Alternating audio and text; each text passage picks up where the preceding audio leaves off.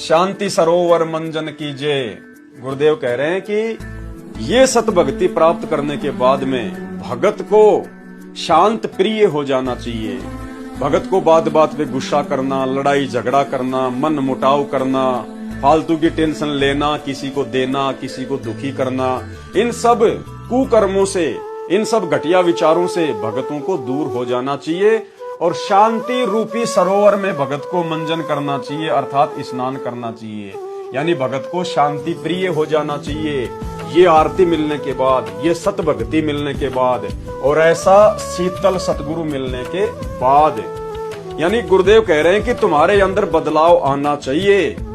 तुम ये आरती भी कर रहे हो, ये भक्ति भी कर रहे हो, ये मंत्र भी जाप कर रहे हो और तुम्हारे अंदर वो पहले की तरह सारे विचार हैं, तो फिर तुम्हारे अंदर जब कोई बदलाव ही नहीं आएगा तो फिर तुम सतलोक जाने के लायक कैसे बनोगे।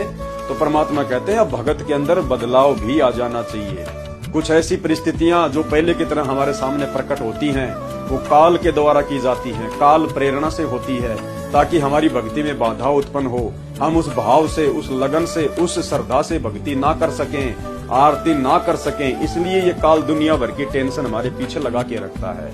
तो परमात्मा कहते हैं अपने गुरु पर विश्वास रखो और श्रद्धा के साथ जब तुम आरती करो उस समय सारे विचार दूर हटाकर केवल अपने गुरुदेव के चरणों में, अपने सतलोक में बार बार अपनी सुरती को टिकाकर आरतियां कीजिए।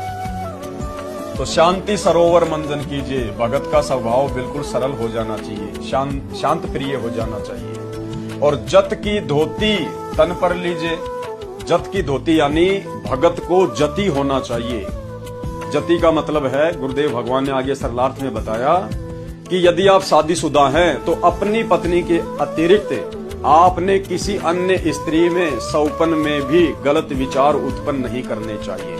केवल अपनी स्त्री तक ही आपको सीमित रहना चाहिए। एक जति परमात्मा ने ये बताया।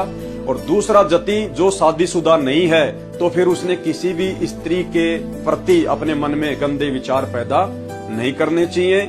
और दोनों ही प्रकार के जो जति हैं, परमेश्वर ने एक तो लक्ष्मण जी का उदाहरण दिया कि लक्ष्मण जी शादीशुदा थे और उन्होंने अपनी पत्नी के अलावा किसी और स्त्री का कभी मन में भी ख्याल उत्पन्न नहीं किया।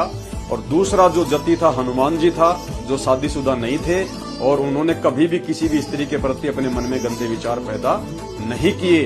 तो गुरुदेव कह रहे हैं कि आपने भी इस भक्ति मार्ग में आने के बाद, चाहे आप शादीशुदा हैं या चाहे आप शादीशुदा नहीं हैं, तो आपने जति होकर परमेश्वर की भक्ति करनी पड़ेगी।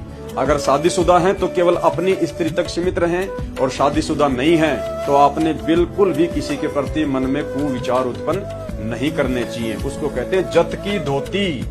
जैसे पहले नहाने के बाद में जो मेल होते थे, जो पुरुष होते थे, वो धोती पहना करते। तो परमात्मा कहते हैं अब आप भक्तों ने जत रूपी धोती पहननी पड़ेगी। यानी आपने अपने आप को व्यभिचार से मुक्त करना पड़ेगा।